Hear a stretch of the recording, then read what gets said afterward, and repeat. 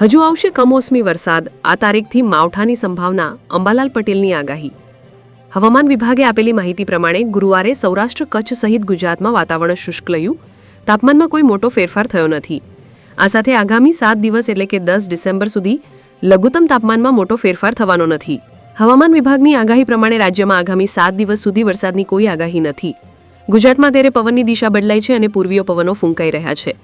હવામાન નિષ્ણાત અંબાલાલ પટેલે આપેલી જાણકારી પ્રમાણે 8 ડિસેમ્બરે રાજ્યમાં એક નબળું વેસ્ટર્ન ડિસ્ટર્બન્સ પ્રવેશી શકે છે, જેથી ઉત્તર અને મધ્ય ગુજરાતમાં વાદળછાયા વાતાવરણ વચ્ચે હળવા છાંટા પડી શકે છે।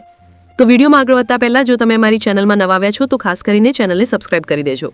માવઠાની આગાહી અંગે અંબાલાલે જણાવ્યું કે રાજ્યમાં 5 થી 10 ડિસેમ્બર વચ્ચે કેટલાક વિસ્તારમાં કમોસમી વરસાદ પડી શકે છે, જ્યારે 18 થી 24 ડિસેમ્બર દરમિયાન એક મજબૂત પશ્ચિમી વિક્ષોભ આવવાની સંભાવના વ્યક્ત કરવામાં આવી છે।